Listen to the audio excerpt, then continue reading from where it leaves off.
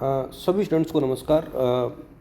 बेटा, सबसे पहले तो आप सभी का हार्दिक अभिनंदन और स्वागत।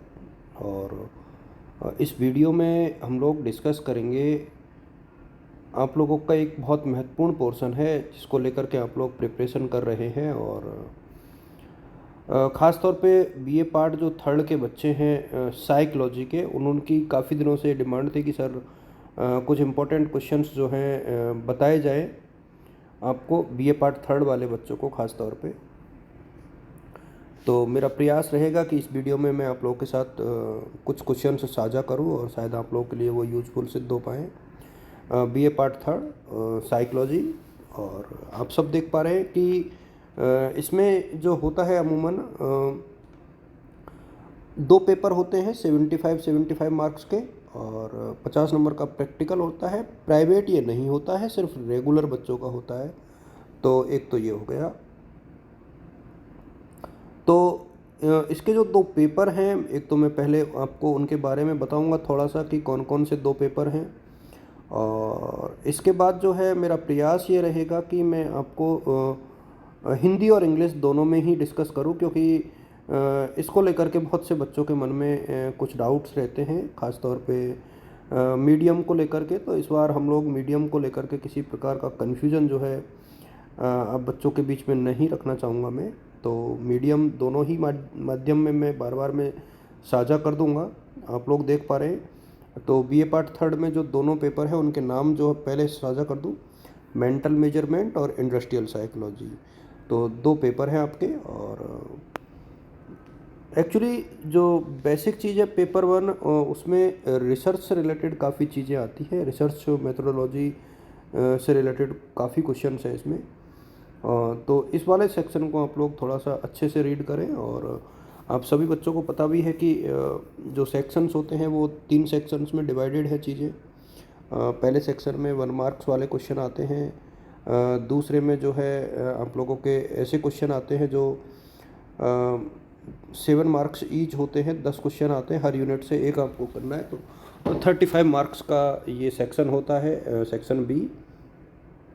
और जो सेक्शन सी है वो बेसिकली ऐसे आंसर टाइप का होता है जिसमें 500 वर्ड की वर्ड लिमिट होती है और 2 क्वेश्चन आपको करने हैं, 15 मार्क्स ईच। तो ये 30 मार्क्स का सेक्शन है। तो देखिए, बहुत एक प्रकार से सिंपल सी चीज़ें मैं आप लोग के साथ साझा करूँगा और क्वेश्चन बहुत लिमिटेड बनते हैं, इसलिए बिल्कुल परेशान होने की आवश्यकता नहीं है। इस वाले पेपर में मैं कुछ क्वेश्चंस आप लोगों के साथ साझा भी कर दूंगा कि कैसे पेपर आते हैं ख़ास तौर पे, तो उसके माध्यम से आप आइडिया लगा पाओगे। लेकिन मेरा ये मानना है कि आप यदि बुक आपको मार्केट में मिल जाए तो बुक के माध्यम से देख लें, और कुछ चीज़ें मैं आप लोगों के साथ भी साझा कर दूंगा, तो वहाँ से भी आपको कुछ चीज़ें शायद देखने को मिल जाए, हिंदी और इंग्लिश दोनों ही मीडियम में। देखिए, मैं यूनिट 1 से ही शुरू करूँगा, meaning, nature and types of psychological test. तो पहला क्वेश्चन तो एक क्वेश्चन यहीं से ये बन गया, और ये ऐसे टाइप का क्वेश्चन बनेगा कि जो है आपका नेचर क्या होता है साइकोलॉजिकल टेस्ट का। तो उसके प्रकार, साइकोलॉजिकल टेस्ट यानी मनोवैज्ञानिक जो परीक्षण होते हैं उनके मनोवैज्ञानिक परीक्षण क्या है, उनकी प्रकृति और उनके प्रकार को समझाइए। तो पहला क्वेश्चन, एक क्वेश्चन तो ये बन गया आपका। और इसके बाद usages of psychological test and limitations. तो यानी एक तो क्वेश्चन आ गया कि यूजेज क्या होते हैं साइकोलॉजिकल टेस्ट के, और एक क्वेश्चन बनता है इसके लिमिटेशंस क्या होते हैं। देखिए, पहली यूनिट से एक क्वेश्चन 15 नंबर का बनेगा और एक क्वेश्चन 2 क्वेश्चन 7-7 नंबर के बनेंगे। 7-7 में से एक ही आपने अटैम्प्ट करना है। तो ये बहुत सिंपल सा पोर्शन है, लेकिन आपको जो ऊपर वाला सेक्शन बहुत अच्छे से पढ़ना है। एक तो ये है कि मनोवैज्ञानिक परीक्षण के का मीनिंग क्या है और उनकी प्रकृति कैसी होती है और उनके प्रमुख प्रकार कौन कौन से हैं और इनकी सीमाएं क्या हैं, यानी लिमिटेशंस क्या हैं। तो एक क्वेश्चन ये बन जाता है आपका, इसकी सीमाएं और इसके उपयोग। अब ये बहुत सिंपल सा है मेरे सामने, थोड़ा सा मैं कोशिश करूँगा। एक है रिलायबिलिटी और वैलिडिटी, विश्वसनीयता और वैधता। अब देखिए, ये कुछ 2 ही टॉपिक है, फिर वही ये सिलेबस मेरे सामने काफ़ी छोटा है, तो बच्चों को अब पूरे यूनिट में से सिर्फ 2 ही टॉपिक आपको करने हैं, यानी विश्वसनीयता क्या है और विश्वसनीयता के प्रकार क्या है, टाइप्स ऑफ रिलायबिलिटी। तो एक क्वेश्चन ये बन गया और एक क्वेश्चन आपका बन गया वैधता क्या है और वैधता के प्रकार क्या है। मैं निधि मैम से रिक्वेस्ट करूँगा, एक बार उनसे पूछूंगा कि इससे रिलेटेड यदि कोई बुक अवेलेबल हुई तो आप लोगों के साथ मैं कुछ चीज़ें इसकी साझा करने का प्रयास करूँगा, जिससे कि आपके लिए कुछ सहायता की जा सके। और फिर हम लोग इस यूनिट में थोड़ा सा आगे बढ़ते हैं। देखो मेजरमेंट यानी मापन क्या होता है और मापन और इसके प्रकार, ये थोड़ा सा आप लोग देख लें यहाँ से। और इसके बाद सैम्पलिंग, यानी ये एक क्वेश्चन यहाँ से बनेगा आपका, सैम्पलिंग क्या होती है और इसके जो है प्रमुख प्रकार कौन कौन से हैं, एक क्वेश्चन यहाँ से बन गया। इसके अलावा यहाँ से एक क्वेश्चन आप शेड्यूल के बारे में पढ़ लें कि शेड्यूल क्या होती है, यानी अनुसूची क्या होती है। और इसके बाद क्वेश्चनेयर और इसके मीनिंग्स और टाइप्स, यानी प्रश्नावली क्या है और प्रश्नावली का अर्थ और प्रश्नावली के प्रकार। तो एक क्वेश्चन आप लोग यहाँ से भी you can also attempt. Then come to the 5th unit, और 5वीं यूनिट काफ़ी बढ़िया यूनिट है अपने आप में, और ये क्वेश्चन आपको मिल जाएंगे काफ़ी। एक तो हाइपोथेसिस रिसर्च प्रॉब्लम क्या होती है, और इसके साथ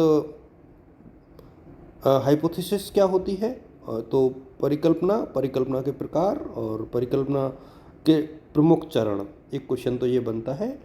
और एक जो परीक्षण होते हैं उसमें किस प्रकार से नियंत्रण रखा जाता है, यानी कंट्रोल इन एक्सपेरिमेंट।